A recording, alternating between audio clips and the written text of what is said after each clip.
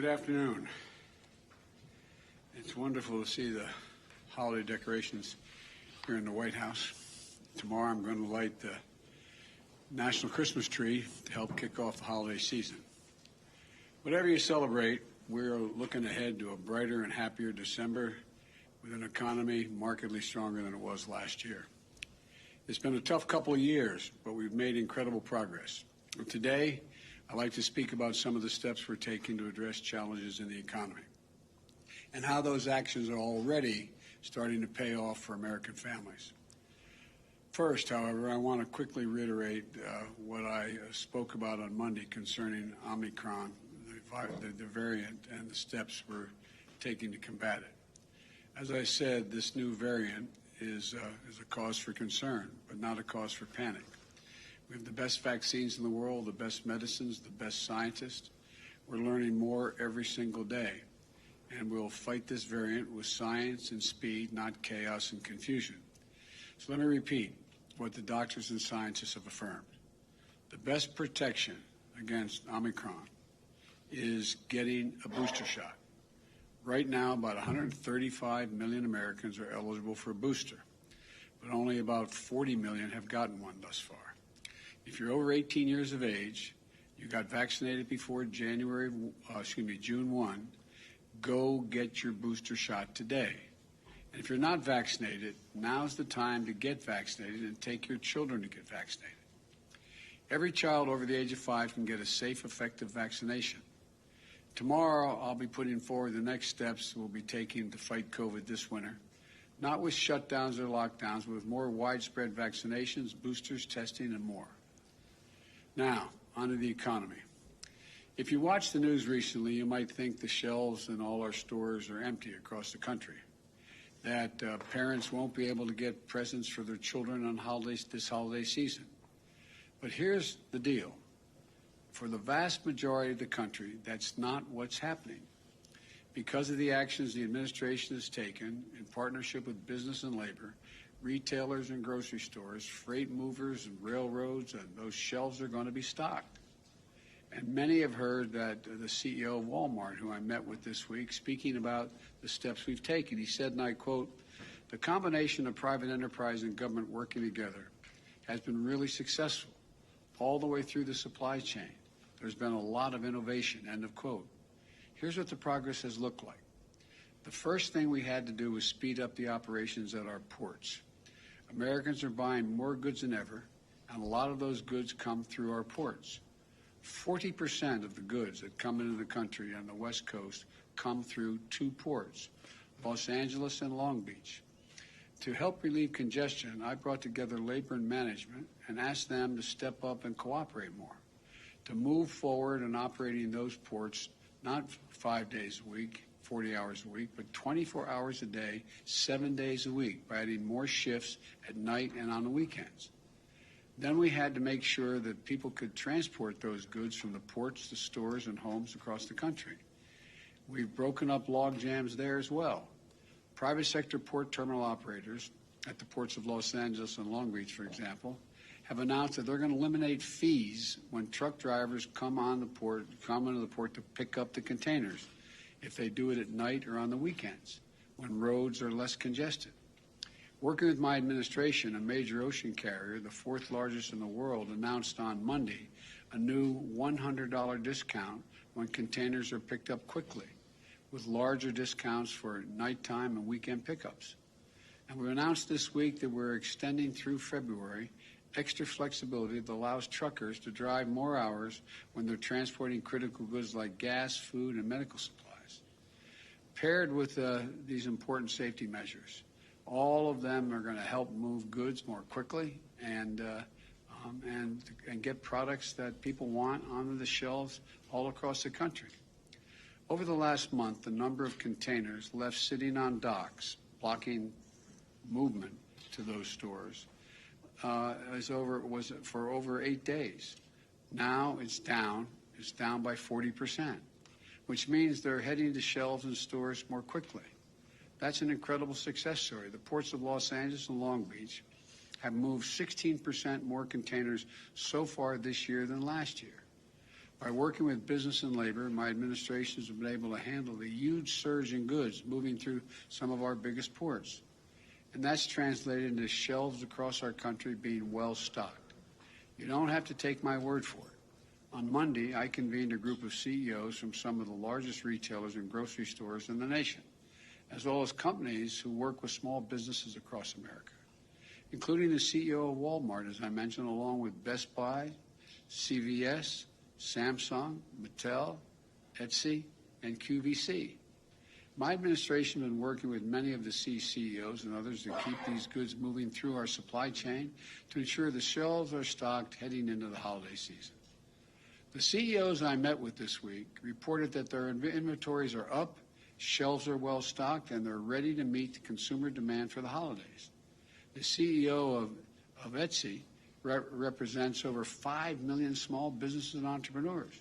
He told me, and I quote, "Our survey data says they are less concerned about supply chain challenges this year than they were last year," end of quote. I've also spoken with the CEOs of UPS and FedEx, which are on track to deliver more packages than ever. Now, I can't promise that every person will get every gift they want on time. Only Santa Claus can keep that promise. But there are items every year that sell out that are hard to find. Some of you moms and dads may remember Cabbage Patch Kids back in the 80s, or Beanie Babies in the 90s, or other toys that have run out at Christmas time in past years when there was no supply chain problem. But we're heading into a holiday season on very strong shape. It's not because of luck.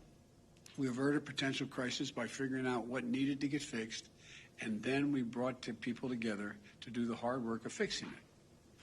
That's exactly what we're doing with the second concern I want to talk about today, prices. Here are a few things you should know. Just about every country in the world is grappling with higher prices right now as they recover from the pandemic. In the United Kingdom, price increases have hit a 10-year high. In Germany, a 28-year high. In Canada, price increases are the highest they've been since the 90s. This is a worldwide challenge, a natural byproduct of a world economy shut down by the pandemic as it comes back to life. Prices are still out of sync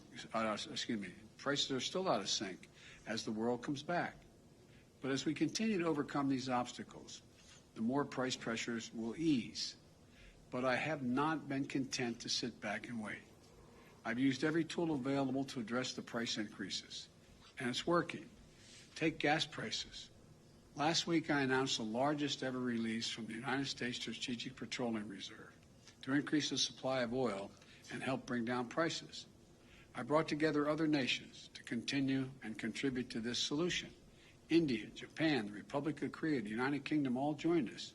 They all agreed to release additional oil from the reserves, and China may be doing so as well.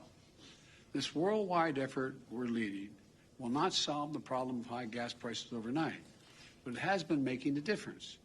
Over the last month, likely due in part to the anticipation of this action, we've seen the price of oil and gasoline on the wholesale markets come down significantly. In fact, since the end of October, the average weekly price of gasoline in the wholesale market has fallen by about 10%. That's a drop of 25 cents per gallon.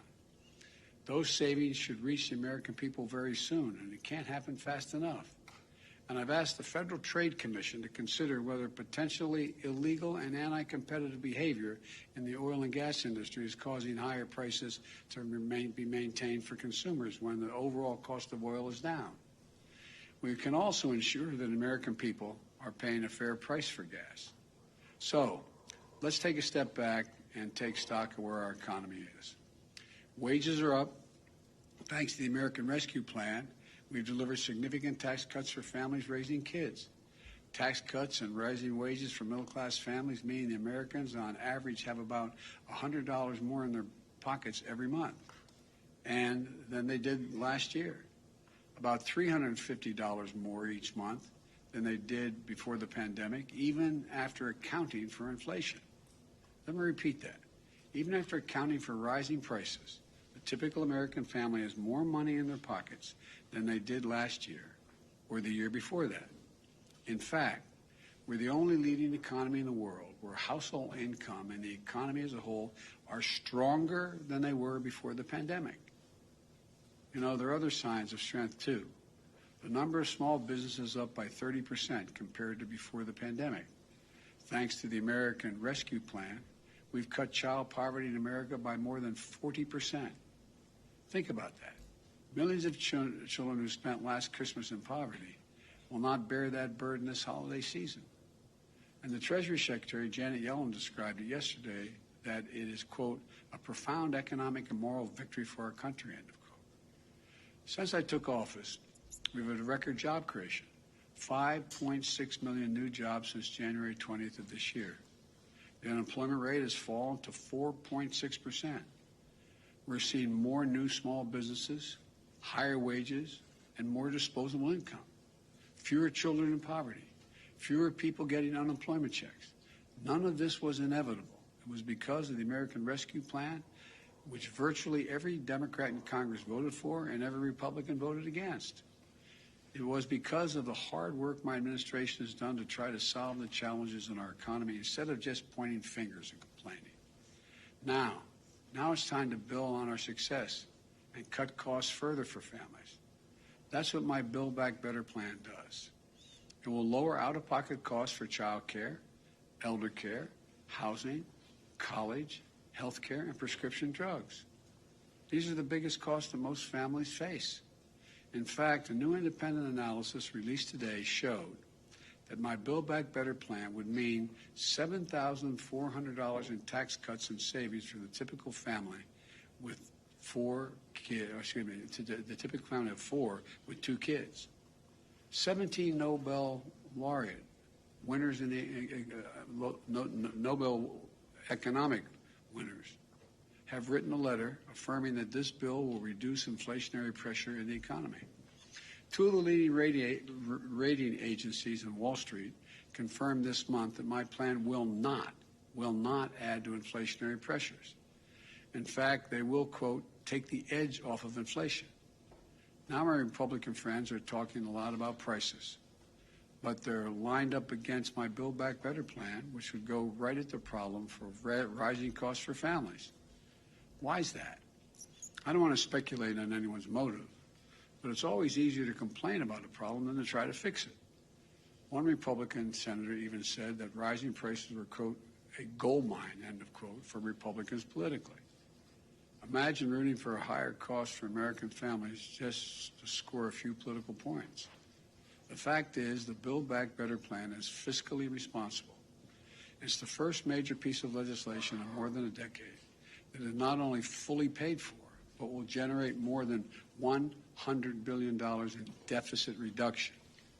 It fully covers the cost of its investments by making the largest corporations and the richest Americans pay a little more in taxes. Think about that, as that's a trade-off worth making, in my view. Having those who have done very well pay their fair share in order to provide a little breathing room for millions of American families. But my critics don't seem to agree. They have a lot of speeches about high prices, supply chain, and other challenges we're facing, but they don't offer any answers. So they're just doing the no vote. That's their plan, vote no. But what does that mean? What does a no vote mean on this bill? Not on cable news, not on Fox, not in the real world, in your life, around your kitchen table. Well, here's what it's going to mean. It means for millions of American families, this bill, the bills you're paying right now for daycare could be substantially lowered, capped at 7% of your income. But Republicans said no, pay more. It means the bills you're paying right now to take care of your elderly parent could have been lower, a lot lower. But Republicans said, no, don't vote for this bill, pay more. It means the cost of your prescription drugs could have been lower, a lot lower. Republicans think that those 200,000 children, for example, who need regular doses of insulin should continue to pay as much as $1,000 a month instead of $35 a month. Think of that. Not only affects the health of the child and the family, but imagine you're being a parent and not being able to afford $1,000 a month. Not only risks the health of your child, but it robs you of your dignity. The list goes on. But the point's the same. What I propose is a way to lower some of the most difficult costs families have to pay every month by asking big corporations, 40 of the Fortune 500 companies paid zero in taxes, making $40 billion in the process. And the wealthiest Americans pay their fair share in taxes. Look, remember, we're in a situation, as far as Republicans are concerned, they'd rather the bills at your kitchen table be higher so the tax bills of corporate conference rooms and big mansions can be lower. In this case, let me tell you something. Nothing will be more expensive for American families than a no vote on the Build Back Better plan. I believe we simply can't afford to do nothing and wait and see what happens. In the moments we face today, that just isn't a responsible course. We live in uncertain times. Families are anxious about COVID, the economy, the cost of living. And the way to relieve that anxiety is with consistent, determined, focused action. I started my presidency with the American Rescue Plan. Now that law is carrying our nation forward on vaccinations, boosters, keeping our schools open, and so much more. I designed it as a year-long plan because I knew we'd have a lot of obstacles to overcome. Next, we passed the bipartisan infrastructure law because a lot of our infrastructure is crumbling. We have to prepare ourselves to compete and win the 21st century global economy. For most of the 20th century, we led the world by a significant margin because we invested in ourselves, not only in our roads and highways and bridges, but in our people and our families. We built the interstate highway system. We invested to win the space race. We were among the first to provide access to free education beginning back in the late 1800s. These decisions to invest in our country and our families were a major reason why we were able to lead the world for much of the last century. But somewhere along the way, we stopped investing in ourselves. America is still the largest economy in the world. We still have the most productive workers and the most innovative minds in the world. But we've risked losing our edge as a nation. Our infrastructure used to be the best in the world. Today, according to the World Economic Forum, we rank 13th. And we have to invest in our greatest asset as well, our people. For example, we used to lead the world in educational achievement. Now the Organization for Economic Cooperation and Development ranks America 35 out of 37 major countries when it comes to investing in early childhood education and care. We can't be competitive in the 21st century global economy if we continue to slide. One of the reasons I believe so firmly in this is because I know what this country can be. We've always been a nation of possibilities. We didn't become this nation, we know, by dreaming small. Throughout our history, we've emerged from crisis by investing in ourselves. During and after the Civil War, we built the Transcontinental Railroad, uniting America. During the Cold War, we built the interstate highway system, transforming the way Americans are able to live their lives. And now we'll build the economy for the 21st century. I truly believe that 50 years from now, when historians look back on this moment, they're going to say this was the beginning of the moment when America won the competition for the 21st century. I think that's what we're going to see happen, God willing. May God bless you all, and may God protect our troops. Thank you very much. What's the level of concern that the new variant will end up exacerbating the very issues on supply chains your team has been working on the last several months? Well, look, you know me. I'm an optimist. What we have seen so far does not guarantee that's the outcome. As a matter of fact, we're going to know in the next several weeks that just not only how transmissible the disease is, but how extensive it is, how dangerous it is, and what damage it does, and most importantly, whether the vaccines we have are capable of dealing with this virus, particularly if the boosters we're trying to get everyone to get. So I think the jury's still out. I think it's a little early to make that judgment. But am I concerned? Of course I am, until we get the final answers. I'll take a couple more questions. Yes. Mr. President, what is your reaction? The Supreme Court heard that abortion be today, and the justices signaled that they are on the verge of major changes to abortion law in the United States. Do you have any plans to try to codify the law? What is your reaction to that? Well, first of all, I haven't. I didn't see any of the debate today. The presentation today. And I support Roe v. Wade. I think it's a rational position to take, and I continue to support it. Mr. President, thank you so much. There are a number of presidents, from Jimmy Carter to Richard Nixon, who really tried to impact inflation and supply chains and weren't able to largely do that. How confident are you that you have the tools and the power to do something about supply chains and help Americans find some relief? Because of what I've seen so far based on what we've done. This is the first time I've seen where labor and business is so ready to cooperate. Because they didn't go through a period of over 2 years almost, of the impacts of a terrible virus that has caused real damage to the world economy.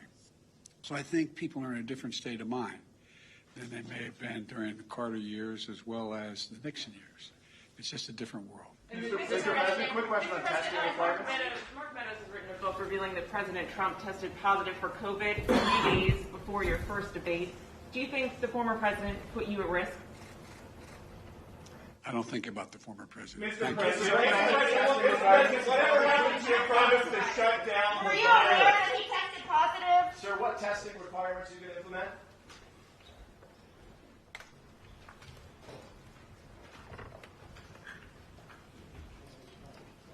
Hey, Nick. Yeah. Did you want to make sure the font's got this? The very last question, and then just make sure.